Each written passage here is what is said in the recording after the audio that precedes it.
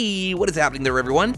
In today's video, we're going to take a look at some really cool behind-the-scenes moments from the movie Ant-Man, especially those fun and action-packed scenes where Ant-Man and Yellowjacket fight inside Cassie's bedroom, escape in a helicopter, and even battle and destruction.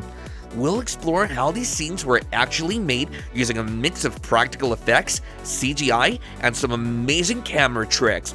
So let's jump right into the video and see how Marvel brought these tiny-sized epic scenes to life. Okay, first let's start with this. One of the most iconic scenes is when Scott Lang first shrinks into Ant-Man and tumbles into a bathtub. To capture this moment, the filmmakers used macro photography, shooting real objects in extreme close-up to make them appear massive and detailed. This means they didn't entirely rely on CGI. Instead, they cut and customized 6 real bathtubs to form unique shooting setups. This gave the team realistic references, allowing them to match lighting and textures when switching to digital shots. And when Ant-Man's friend turns on the water, the splashing drops and fluid chaos around Scott were fully CGI, but based on real bathtubs that were 3D scanned to build accurate digital replicas. The blend of real textures and digital animation made the moment feel tactile and thrilling. Right after escaping the bathtub, Scott Lang finds himself shrinking uncontrollably and falls into an apartment where a party is in full swing. In this visually striking and creatively designed sequence, Scott lands on a spinning record player disc that's playing music. To bring this unique moment to life, the filmmakers built a giant, oversized version of the music player in the studio. The grooves of the disc were recreated on a large scale, allowing the team to capture realistic textures and lighting. Surrounding the set, blue screens were placed strategically so that the background could be digitally replaced during post-production. To choreograph Scott's movements with precision, motion control cameras were used. These high-precision rigs allowed for perfectly timed camera motions that enhanced the tension and immersion of the scene.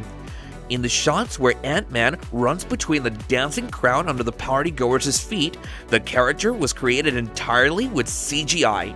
The digital Ant-Man was carefully animated to blend with the real party environment. The sequence continues as Scott accidentally falls again into another apartment where a woman is vacuuming. In this scene, the interior of the second apartment and the moment of Scott's fall were created digitally using computer-generated imagery. The CGI team crafted the layout and lighting of walls and floor interaction to maintain realism while emphasizing the chaos and scale of Scott's shrinking adventure. This scene takes place during the climax of the film, where Ant-Man and Yellowjacket clash inside the colorful bedroom of Scott Lang's daughter Cassie. It's one of the most iconic sequences in Ant-Man, masterfully blending practical sets with CGI. The bedroom itself was real and detailed, filled with toys, fairy lights, and vibrant decor.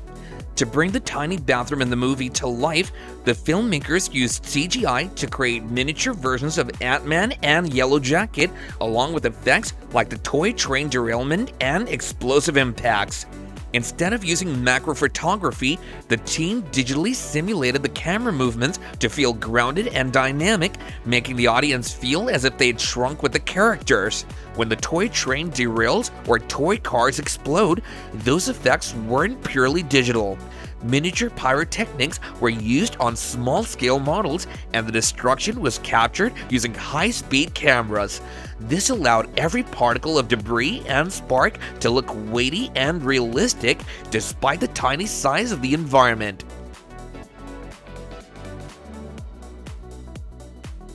This part of the scene takes place just after the bedroom battle, when Yellowjacket attempts to escape using a helicopter. At first glance, the helicopter might look fully real, but behind the scenes, it's far more different. A model of the helicopter cockpit was built for close-up shots. This practical set was constructed slightly larger than a real helicopter to give actors enough space to move and perform. The surrounding environment was covered with blue screens, which were later replaced with CGI visuals of a backyard skyline and Cassie's house. The helicopter's interior, including buttons, levers, and damage effects from the fight, were carefully designed to look like part of a toy, but still interacted naturally with the actors. Another incredible sequence in the film is the mid-air battle inside a falling briefcase. Ant-Man and Yellow Jacket are tossed around in zero gravity while fighting, as objects like mints, a phone, and other small items float with them. The inside of the briefcase, including all its contents, was created using fully CGI environments. A dynamic light source, the mobile phone's key, candy, etc. was animated to bounce around the space, casting realistic reflections and glows onto the characters. This attention to lighting detail helped maintain immersion even in a digital setting.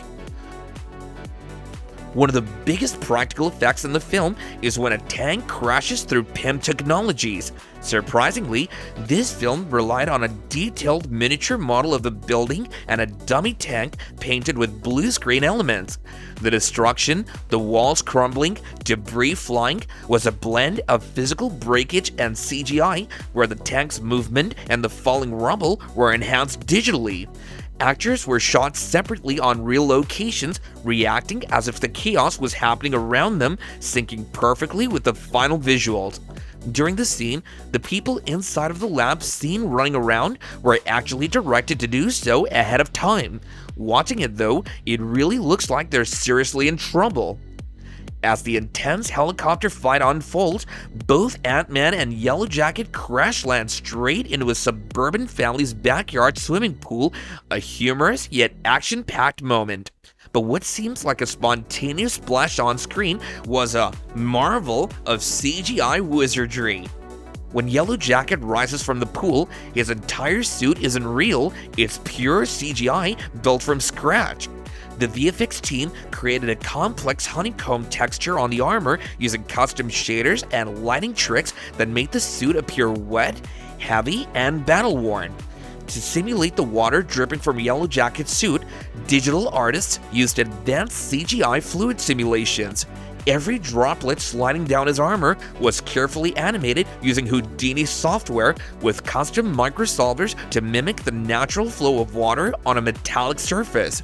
In scenes where the characters leap over the water and attack, they were shot using harnesses and wires.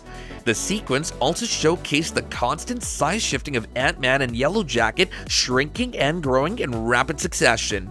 To sell this illusion, macro photography techniques were employed. Objects like glass shards and carpet fibers were shot in extreme close-up, making them feel massive in scale. The fight's chaos, from shattering glass to bursting electronics, was largely created through CGI, while precise camera angles and shallow depth of field made the scene feel grounded and real. Inside the high-tech walls of Peña Technologies, tension reaches a boiling point. Darren Cross prepares to unveil the Yellow Jacket suit to buyers, confronting his former mentor Hank Pym in a dramatic showdown. On screen, the moment is intense, full of betrayal, threat, and also with fight and purchase and the weight of past secrets. But behind the scenes, it was all smiles. The actors rehearsed their serious confrontation like a choreographed dance, pausing in between takes and laughing. The heated argument was pure performance, a credit to the talent of the cast who flipped the switch from playfulness to menace as soon as the cameras rolled. One of the turning points in the film is when Scott Lang breaks into a house and discovers the mysterious Ant-Man suit for the first time. Behind the scenes, the cast captured Scott's shock and curiosity, experimenting with different expressions and reactions. As Scott climbs the walls of the house before entering, Paul Rudd was strapped into a safety harness and attached to cables. With the help of a stunt crew, he performed the wall-scaling sequence practically, giving an authentic sense of movement and weight. The harnesses and safety wires were later digitally erased in post-production. The ultra-modern science lab in the movie, it wasn't real at all. Those intricate lab interiors were actually shot in a studio using blue screens and essential set pieces. Some physical props were used on set, but the rest was created during post-production. Using CGI, the background was transformed into a high-tech laboratory with glowing gadgets, panels, and detailed structures that felt right out of a futuristic startup. In this behind-the-scenes glimpse, we step into Ant-Man's grueling training montage where Hope Van Dyne, Evangeline Lilly trained Scott Lang, Paul Rudd in hand-to-hand combat. What appears as slick, fast-paced action was the result of weeks of intensive training. Professional stunt coordinators designed the fight choreography using moves inspired by boxing, Aikido, and MMA. Both Paul and Evangeline committed to learning these martial arts sequences with precision and realism. And finally, we revisit one of the most thrilling crossovers in the MCU, the fight between Ant-Man and Falcon. This sequence was shot in an open-air location with practical stunt work. Anthony Mackie, Falcon, was suspended using harness wires to simulate flight, while Paul Rudd's scenes as Tiny Ant-Man were filmed separately. To create the moment where a miniaturized Ant-Man jumps and punches Falcon right in the face, Anthony Mackie had to perform the reactions alone, which is essentially fighting an invisible opponent. Later, the VFX team added Ant-Man in post-production using digital compositing. The blend of real stunts, CGI, and seamless editing turned the sequence into a fan favorite. Ant-Man may be the smallest Avenger, depending on how you see it, but the work behind his world was gigantic by blending practical ingenuity with digital mastery. It was a film where the ordinary became extraordinary, where a bathtub became a canyon, and a child's toy became a weapon of war. Behind every scene was a team of visionaries, artists, engineers, and storytellers who fused cutting-edge technology with timeless techniques, from hand-built miniatures to custom VFX pipelines. Marvel didn't just build a movie, they built a world from the ground up, and that's how Ant-Man's tiny world became one of the biggest visual triumphs in the MCU. So now you guys tell me, what do you think about the movie? Let me know all about it in the comments down below, and until then, take care and bye-bye for now.